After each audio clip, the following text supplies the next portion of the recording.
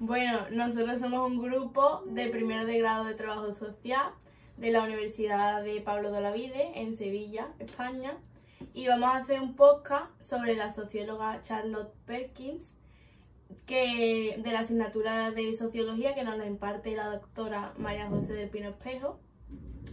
Y bueno, vamos a comenzar hablando mi compañera Rocío y yo sobre la introducción, y después de realizar las lecturas van a seguir mis compañeras Carlota, Nerea y Ana diciendo las conclusiones que hemos sacado después de leer estos capítulos. Y bueno, empiezo yo hablando sobre su biografía. Ella nació en Connecticut en 1860 en una familia muy tradicional. Fue abandonada de pequeña por su padre y la dejó junto a su madre y a su hermano en un estado de pobreza. Después, desde muy joven, ella manifestó muchas dudas sobre su matrimonio, pero aún así se casó con Charles Walter, que conoció siendo estudiante de arquitectura de diseño. Al año siguiente nació su primera y única hija con su marido. Bueno, pues Charlotte Perkins Gilman fue una novelista, cuentista y socióloga, y escribió obras de no ficción, poesías e impartió conferencias para la reforma social. Ella denuncia la tradicional división de los roles, sobre todo por sexo, que ha derivado que la mujer siempre tenga que depender de un hombre. Y ella dice que esta dependencia no es natural, sino que es producto de un proceso cultural que se ha alejado de los procesos evolutivos naturales. Fue una utópica feminista y sus logros eran excepcionales entre las mujeres y sirvió de modelo para las futuras generaciones de feministas debido a sus ideas y a su estilo de vida poco ortodoxo. Y ella destaca el importante trabajo que las mujeres realizan en las casas, como las tareas del hogar o cuidar a los niños o todas esas tareas, que constituyen un gran trabajo y que las mujeres son un factor de producción del que los hombres deberíamos de estar al mismo nivel de riqueza, no ser unos superiores a otros. Gilman empezó a escribir tanto novelas como obras fundadas en la realidad, explorando sus experiencias personales como muchacha y como mujer, como esposa y como madre, y estudiando al mismo tiempo los hechos económicos y sociales de las mujeres norteamericanas.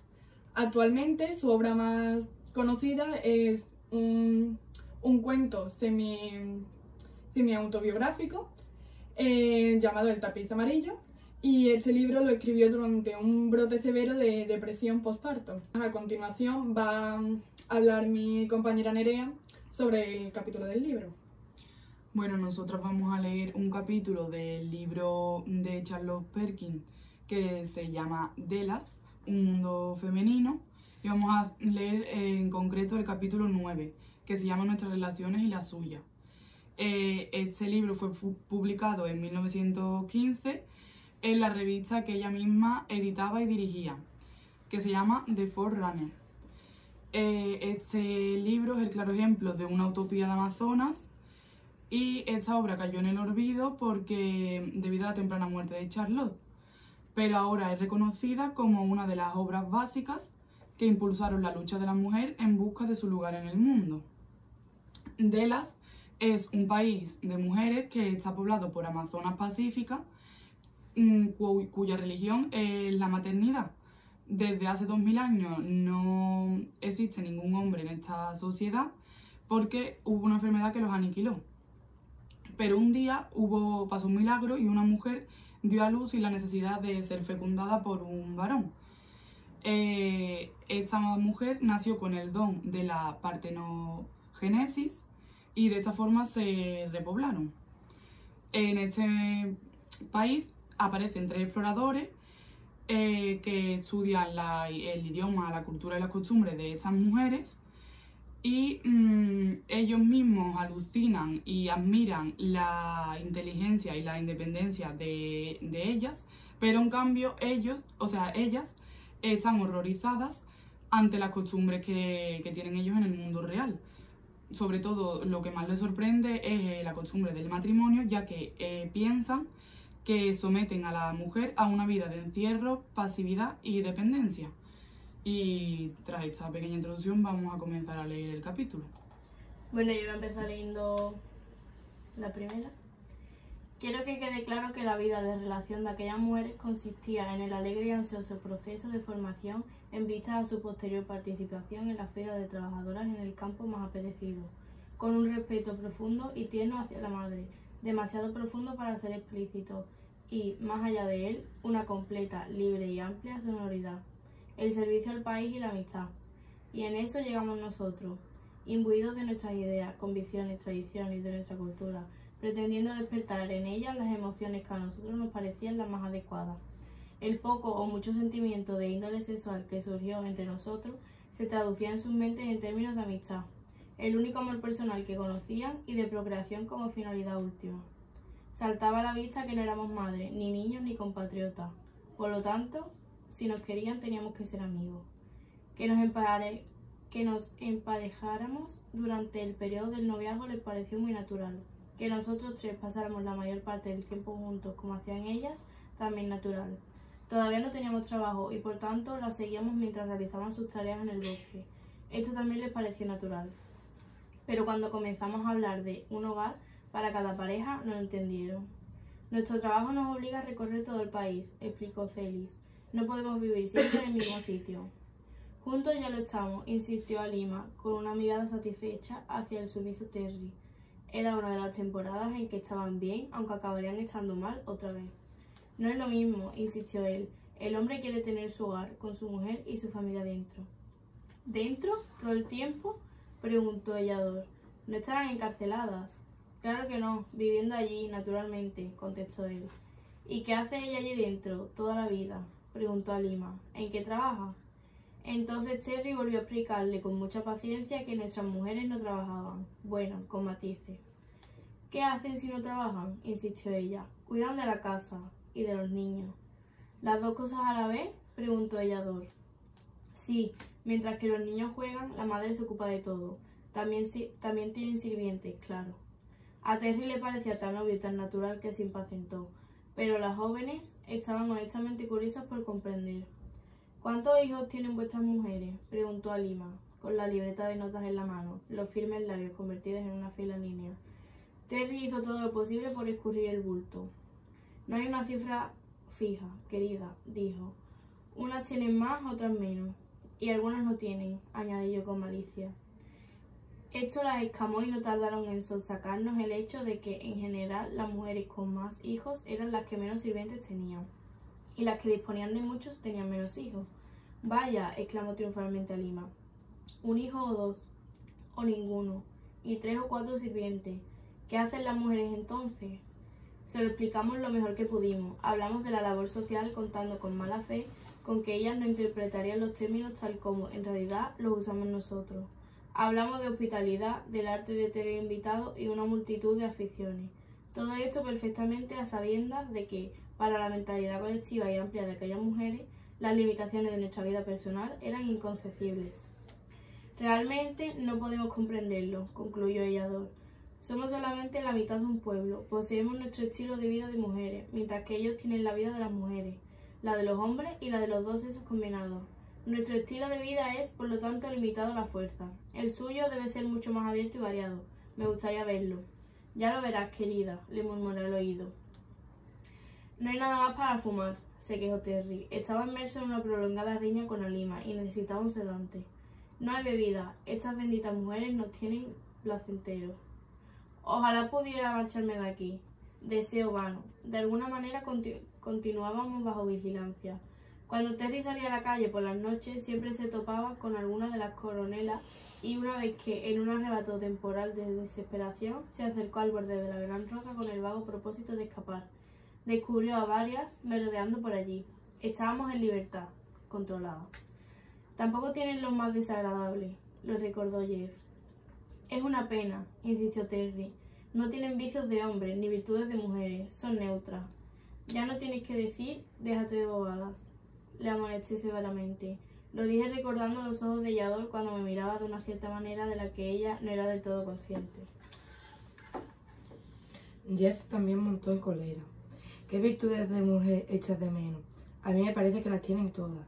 No tienen modestia, soltó Terry. No tienen paciencia, no son sumisas, carecen de esa cualidad de abandono que tan encantadora resulta en las mujeres. Yo meneé la cabeza con pena. Mira, vete a pedirle perdón y reconcíliate con ella, Terry. Lo que te pasa es que estás dolido. Estas mujeres poseen la virtud de la humanidad, con mucho menos defectos que los otros pueblos que conozco. Y en cuanto a paciencia, la de un santo han tenido con nosotros. De lo contrario, nos hubieran arrojado por el precipicio el primer día que aterrizamos entre ellas. No saben divertirse, gruñó. Uno no hay a dónde ir a distraerse un poco. Estamos siempre en un interminable ambiente de peluquería y guardería infantil. Y de taller, añadí. Y de escuela y oficina y laboratorio y estudio y teatro y hogar. Hogar, exclamó burlonamente.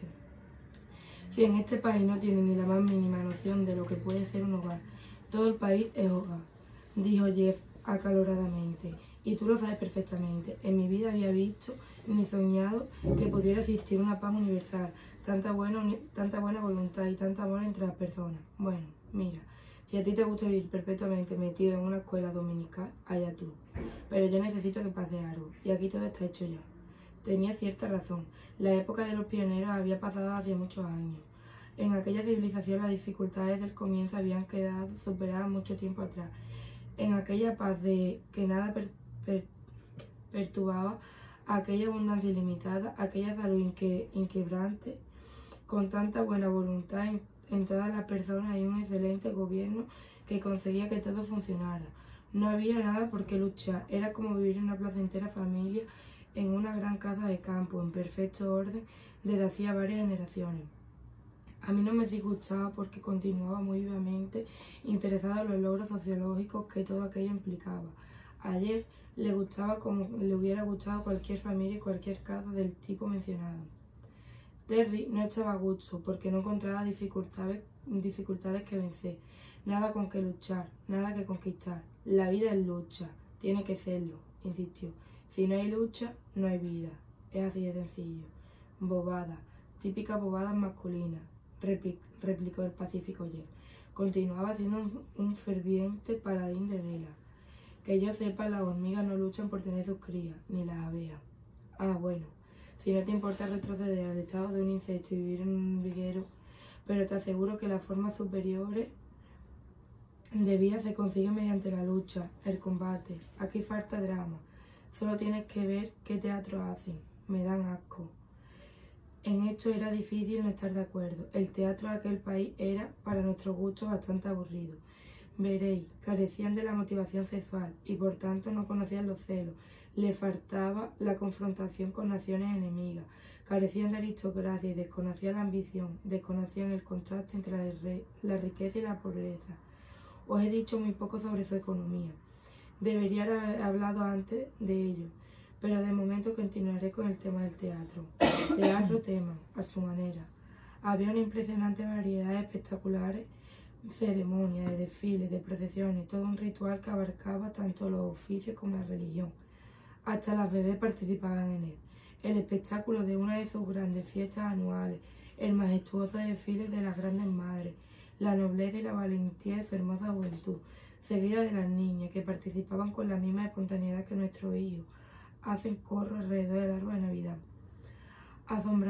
asombrada por su alegría y confianza en la vida. Todo había comenzado en una época en la que el drama, la danza, la música, la religión y la educación estaban estrechamente asociadas y en lugar de desarrollarse cada una por su cuenta, habíanse mantenido vinculadas. Dejadme que intente, si puedo, daros una débil idea de las diferencias de su concepción de la vida, el trasfondo y la base sobre lo que desencadenaba su cultura. Ellador me habló mucho de ello. Me llevó a ver a las niñas, las chicas ya eran un poco mayores y las maestras especiales. Seleccionó libros para mí.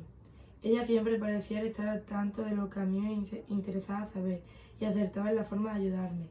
Mientras Terry y Alima hacían saltar chispas y se separaban, él locamente enamorado de ella y ella también de él, me imagino, si no nos explica cómo aguantaba su conducta. Ellador y yo nos sentíamos unidos por un profundo y apacible sentimiento, como si lleváramos mucho tiempo juntos. A Jeff y a Sally se los veía felices. No dudo que lo fueran. pero no creo que se lo pasaran tan bien como nosotros dos. Bueno, volviendo a nuestro tema. Observamos a una niña de Delas enfrentándose a la vida, según las explicaciones de Yadó. Su primer recuerdo era de paz, belleza, orden, seguridad, amor, sabiduría, justicia, paciencia y abundancia. Por abundancia quiero decir que a la racionalidad nunca le faltaba nada. Crecían en un entorno que satisfacía plenamente sus necesidades, como cervatillos criados en verdes prados y claros del bosque, sucrados por cristalinos riachuelos, y disfrutaban de todo ello con exactamente la misma espontaneidad que un grupo de cervatillos. Abrían los ojos a un gran mundo lleno de color, poblado de objetos interesantes y bonitos con los que podían jugar y aprender. Todo el mundo era amable y cortés. En Delas las niñas no topaban con la grosería, con que tan frecuentemente han de enfrentarse los niños de nuestros países. Antes que nada eran personas, y las más preciadas para el futuro del país.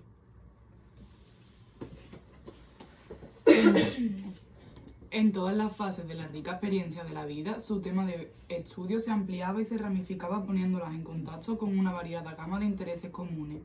Desde el principio, cuanto aprendían aparecía interrelacionado y todo ello vinculado a los intereses de la prosperidad del país. Yo me especialicé en la silvicultura gracias a una mariposa, me contó Yador. Tenía 11 años cuando me encontré una gran mariposa púrpura y verde posada sobre una flor del suelo.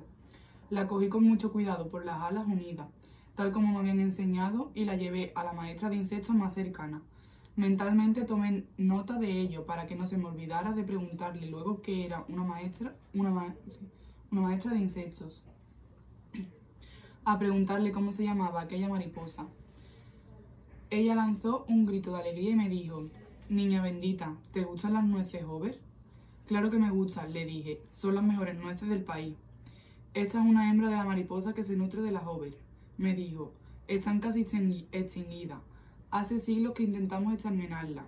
Si no las hubiera cogido, seguramente habría puesto huevos y de ellos habrían nacido orugas suficientes para destruir miles de nueces Hover, causándonos dificultades muy serias». Todo el mundo me felicitó. Se avisó a todas las niñas del país acerca de esta clase de mariposa, por si había más en otras partes.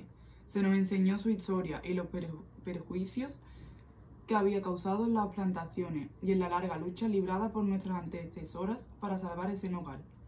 De pronto me sentí una persona mayor y decidí convertirme en silvicultora. Este es solo un ejemplo de los muchos que me contó. La gran diferencia estriba en que nuestros hijos se crían aisladamente cada uno en su casa y con su familia privada, rodeados de toda suerte de barreras contra los peligros del exterior. Mientras que allí las niñas crecían en un mundo libre y sin límites, que desde el primer día sabían que les pertenecía. Tenían una literatura infantil maravillosa. De buena gana hubiera pasado años estudiando la sutileza, la simplicidad y la delicadeza con que habían puesto ese gran arte al servicio de la mente infantil. Nosotros poseemos dos ciclos vitales distintos, el del hombre y el de la mujer. El del hombre es crecimiento, lucha, conquista, la creación de una familia estable y mucho éxito, el máximo posible, en la empresa de ganar dinero o de satisfacer sus ambiciones. El de la mujer, crecimiento, la búsqueda de un marido, la sumisión a las necesidades de la vida familiar y, luego, las distracciones sociales o caritativas que le permitían su posición. Allí solo había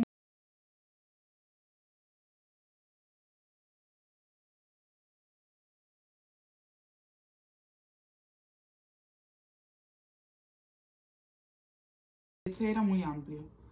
La niña se introducía en el gran campo de vida abierto ante sí, consciente de que la maternidad sería su gran contribución personal a la vida nacional.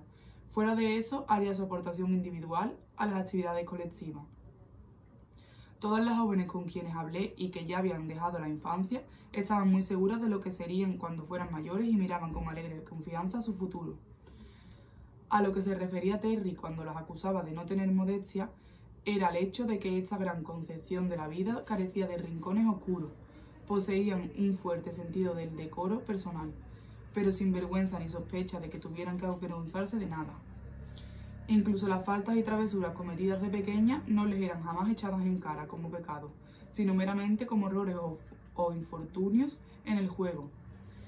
Las obviamente menos atractivas que las demás, o con alguna falla o defecto real, eran tratadas con alegre tolerancia. Como un equipo de amigos se suele tratar al más torpe en el juego. Tened en cuenta que su religión era maternal y que su ética se había originado a partir de la percepción de la evolución, es decir, que concedían una importancia primordial al principio del crecimiento y la belleza y sabiduría. No tenían teoría sobre la contraposición esencial entre el bien y el mal. Para ellas, la vida era crecimiento, el placer y el deber consistían simplemente en crecer. No es de extrañar, por tanto, que con esa formación y con su sublimación del amor maternal, manifestada y ampliada a nivel social, el trabajo dependiera y fuera modificado en cada fase, con función de sus efectos sobre el crecimiento nacional. El idioma mismo había sido deliberadamente simplificado, facilitado y embellecido, pensando solo en las pequeñas.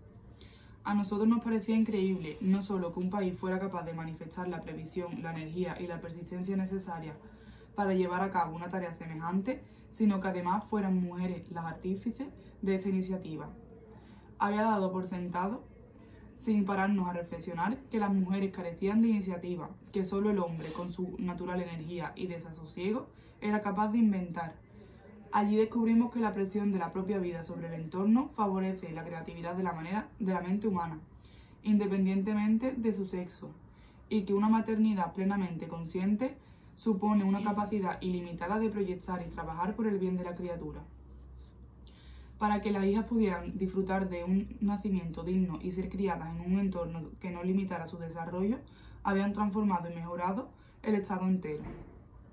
Con lo cual no quiero decir que no hicieran nada más, que se detuvieran a este punto, como un niño tampoco se detiene al final de la infancia. Aparte de este perfecto sistema de crianza de las hijas, lo que más llamaba la atención de su cultura era la variadísima gama de intereses y asociaciones que tenían acceso durante toda su vida. Pero en el campo literario, lo que más me asombró en un primer momento fue su orientación hacia las niñas. Tenía la misma gradación de rimas repetitivas y de temas sencillos que tenemos nosotros, y cuentos de la más exquisita imaginación. Pero, así como nuestra literatura infantil está mechada de balbucientes reminiscencias de mitos antiguos y de canciones folclóricas, la suya era el fruto de un exquisito trabajo de grandes artistas, sabiamente compenetradas con la mente infantil, y muy cercanas a la vida real para el mundo que les rodeaba. Pasar un día en una de sus guarderías significaba modificar totalmente el concepto que solemos tener de la infancia. Las más pequeñas, rosadas corderitas en brazos de su madre o suavemente dormidas en el aire aromatizado con flores. No tenían nada de particular, excepto que jamás se las oía llorar. Jamás oí llorar a una niña de Delas, excepto un par de veces, luego de una dolorosa caída. Entonces la gente corrió enseguida a ayudar a la niña, como haríamos en nuestro país ante el grito de agonía de un adulto. Cada madre tenía su año de gloria, su periodo dedicado a la tarea de amar y aprender en estrecha convivencia con su hija, a la que más amamantaba en gran orgullo, a menudo durante 2 años o más. Quizás esa fuera la razón de su aparente vigor. Pero pasado el año, la presencia de la madre ya no era tan continuada, salvo cuando estaba especializada en el cuidado de las pequeñas, y ese era su trabajo. Aunque tampoco se alejaba demasiado, y daba gusto observar su actitud hacia las comadres, que trabajaban de manera directa y permanente al servicio de la infancia del país. En cuanto a las bebés, un grupo de aquellas queridas pequeñas jugaban desnudas en pequeños parques, de verde césped, limpios y despejados, o sobre suaves alfombras, o en pocos profundos estanques de cristalinas aguas, brincando con alegres risas de bebés, una visión de felicidad infantil la que yo nunca había soñado. Las nenas se criaban en las zonas más cálidas y gradualmente se las iba aclimatando al frío de las alturas. A los 10 o 12 años se veía jugar a robustas niñas entre la nieve con tanta alegría como nuestros niños en la playa. Hacían numerosas excursiones durante las que recorrían de un extremo a otro del país, a fin de lograr que en todas las partes se sintieran como en su casa. Todo el país era suyo y estaban a su disposición para que pudieran estudiarlo, amarlo, utilizarlo, servirlo, al igual que los niños de nuestro país proyectan llegar a ser soldados o vaqueros. Y las niñitas sueñan con la casa o con el número de hijos que tendrán. Aquellas charlaban libre y gozosamente, y con gran animación, sobre la manera en que pensaban ser útiles a su país cuando fueran mayores. La activa felicidad de aquellas niñas y muchachas fue lo primero que me hizo comprender la estupidez de la creencia tan común entre nosotros de que la vida solo es y será feliz si hay que luchar por ella. A la vista de aquella juventud tan llena de vigor, de alegría y de impaciencia de vivir, tuve que modificar tan radicalmente mis ideas que nunca más han vuelto a ser las mismas. El sólido nivel de salud de que gozaban les inyectaba ese estímulo natural que acostumbramos a dominar, espíritu animal. Extraña combinación de términos, más bien contradictorios. Se encontraban en un entorno inmediato, agradable e interesante, y ante aquellas se abría la perspectiva de largos años de estudio e investigación, el fascinante e inacabable proceso educativo. Examinando sus métodos y comparándolos con los nuestros, fue creciendo en mí un extraño sentimiento de humildad respecto a nuestra raza de origen. Ellador no comprendía mi asombro, me lo explicaba todo con bondadosa paciencia, pero sorprendía de que requiera tantas explicaciones, y con unas inesperadas preguntas por su parte, que todavía me deprimían más. Un día decidí confesarme con Somel, a solas, lejos de la presencia de Ellador. No me importaba hacer el tonto ante Somel, ella ya estaba acostumbrada. Necesito hacerte una consulta, le dije. Tú sabes de sobra las tonterías de mi corazón, pero no quiero exhibirlas ante Ellador. La pobre me cree tan inteligente. Ella sonrió, encantada. Es muy hermoso este nuevo y maravilloso amor entre vosotros, me dijo. Todo el país está pendiente de ello, como es natural. ¿Cómo podemos ayudaros? Yo no había caído en ello. Es costumbre decir que a todo el mundo le gusta ver a un par de enamorados, pero tengo un par de millones de personas pendientes a tu noviazgo. Resulta bastante embarazoso. Explícame vuestra teoría de la educación, le dije, en pocas palabras y de una forma comprensible para mí, pero antes te diré lo que me desconcierta. Para facilitarte las cosas, nosotros creemos que debe obligarse al niño a ejercitar su mente. Creemos que es bueno para él superar los obstáculos. Claro que lo es, me dijo. Nuestras niñas también lo hacen, les encanta. Eso me desconcertó de nuevo. Si les encantaba, no podía ser pedagógico, pensé. Nuestra teoría es la siguiente, me dijo con voz cauta. Para una criatura humana, la mente es algo tan natural como el cuerpo, una parte de su ser que crece y de la que pueden servirse y gozar. Intentamos nutrirla, estimularla, ejercitarla, igual que hacemos con el cuerpo. En pedagogía hay que distinguir principalmente entre lo que es necesario saber y lo que es necesario hacer. Seguro que vosotros también hacéis esta distinción, ¿no? ¿Hacer qué? ¿Te refieres a ejercicios mentales? Sí, estas son las líneas generales de nuestro sistema. Respecto a la nutrición de la mente, a la aportación de información, hacemos todo lo posible por satisfacer el apetito natural de los cerebros sanos y jóvenes. Procuramos no sobrealimentarlos y ofrecerles la cantidad y variedad suficiente de impresiones, de acuerdo con la capacidad de asimilación de cada niña en particular.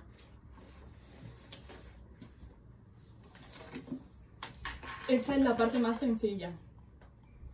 El otro aspecto consiste en saber graduar adecuadamente una serie de ejercicios capaces de estimular de la mejor manera el desarrollo de cada mente concreta, en cuanto a las facultades comunes a todas nosotras por un lado, y por el otro, en cuanto a las facultades especiales que algunas poseemos.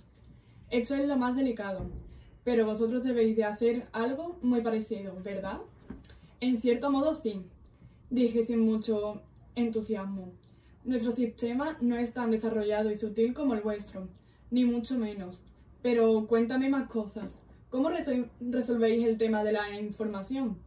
Da la impresión de que todas sabéis prácticamente de todo, ¿no es así? Ella se rió, negándolo con la cabeza. De ninguna manera. En cuanto a conocimientos, somos muy limitadas, como pudisteis comprobar enseguida. No sé si te has dado cuenta del revuelo que habéis causado entre todas nosotras, con todas las cosas nuevas que nos habéis contado. La avidez con que miles de nosotras desean viajar a vuestro país para aprender y aprender.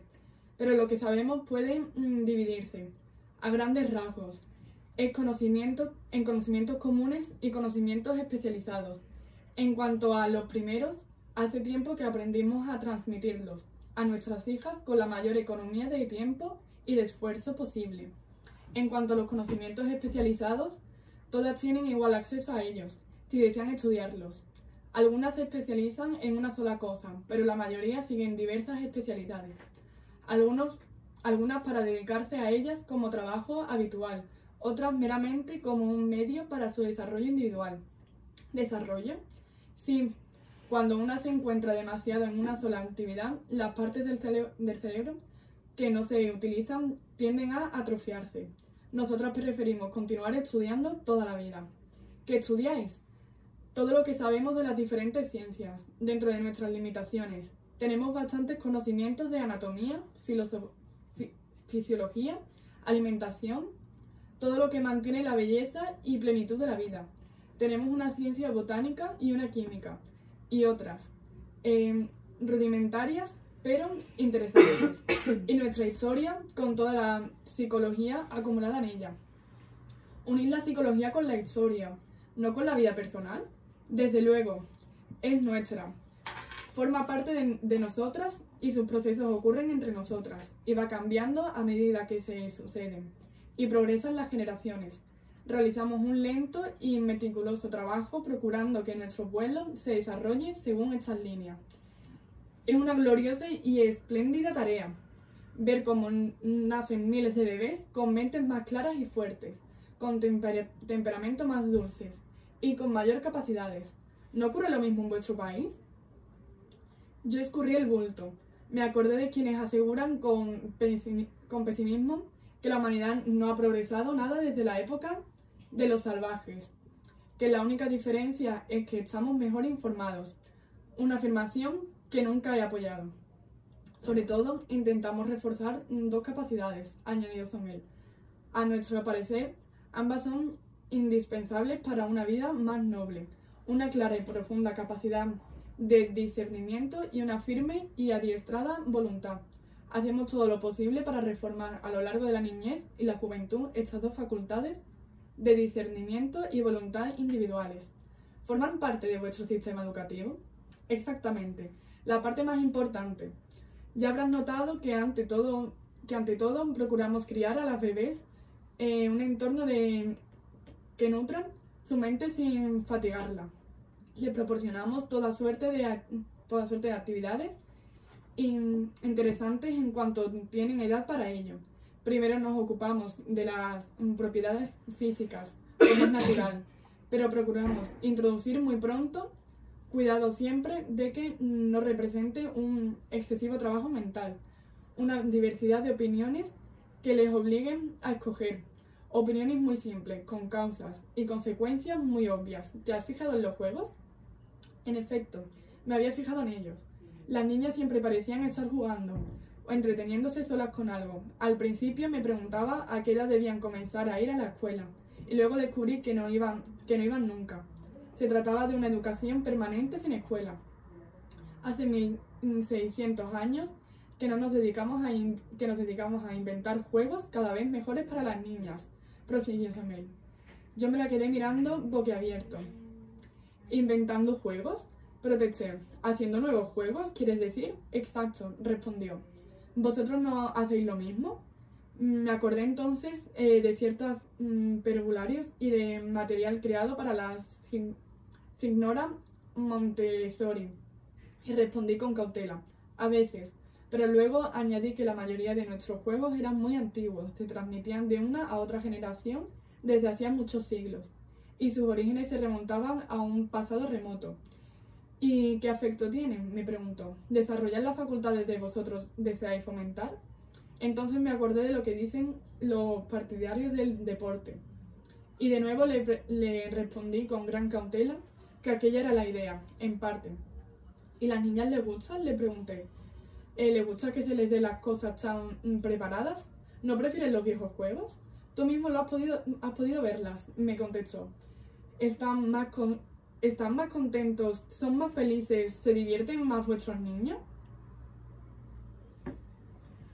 Bueno, pues una vez acabada la lectura, vamos a hablar un poco sobre la influencia del feminismo de Charlotte Perkins. La novelista, poeta y ensayista se destacó en el siglo XX por impartir conferencias para la transformación de la sociedad patriarcal, promoviendo derechos hasta el momento impensados para las mujeres de la época. Su intenso activismo feminista y la experiencia de su propia vida sirvieron de modelo para futuras generaciones de mujeres. Después de dejar a su esposo, Charlotte hizo algunos cambios personales y profesionales importantes en su vida. Durante este primer año de separación conoció a Adelaide Del Knapp, quien se convirtió en su íntima amiga y compañera.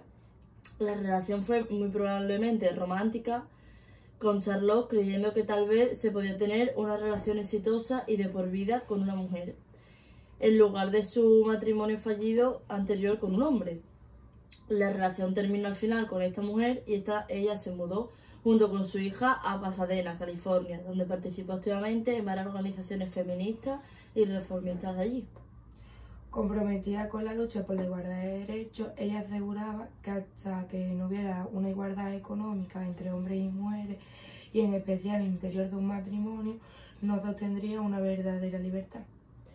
También Charlotte fue conocida mundialmente por su rol de oradora y su especial atención a temas referentes a las mujeres, ética, sociedad y trabajo. Y fue tan idealista como proactiva. Siempre tuvo clara su meta, que era aportar información que aportara en la transformación social de la cultura patriarcal de la época. A través de sus propias experiencias de vida, ella fue forjando principios e ideas que resultaban revolucionarias para la época, como por ejemplo acceder al divorcio a principios del siglo XX, ser madre poco convencional, ya que al poco tiempo de divorciarse impulsó a su hijo a que estuvieran en la misma cantidad de tiempo con su padre y su nueva pareja, e incluso más tiempo del que ella misma le dedicaba como consecuencia de su intenso trabajo y activismo, además de exigir la igualdad económica. Pues para finalizar vamos a volver a hablar de su obra, y en una de sus obras, que se llama Mujeres y Economía, ella reflexiona sobre la relación entre el hombre y la mujer como la única del mundo animal que se ha convertido en una relación económica, ya que ella dice que el hombre alimenta a la mujer y se convierte en la mayor fuerza modificadora de su condición económica. De esta forma se frena el impulso de la mujer de crear y expresarse, convirtiéndola en débil e incompetente. Por tanto, el capítulo y la obra de la que estamos hablando nosotras, que es Delas, es como el resultado de la liberación de esa dependencia económica de la mujer. Como conclusiones que hemos sacado sobre este capítulo y esta obra, es que estos tres exploradores se sorprenden de la capacidad de subsistir sin hombres, ya que existen los coches eléctricos, hay buenas edificaciones, las ciudades están limpias, no existen las guerras, y eso les sorprende mucho a ellos. Y que ellas entienden la maternidad como el amor perfecto y la mayor forma de sororidad. Además de que no existe deseo sexual femenino y el lesbianismo ni siquiera se insinúa en la obra. Por tanto, aquí está la gran limitación de esta pensadora, donde la realidad se impone, oprimiendo la imaginación de lo posible. Ella decía que la felicidad y el progreso de la mujer solo se puede conseguir extirpando su deseo y por medio de un milagro en el que el hombre no participa.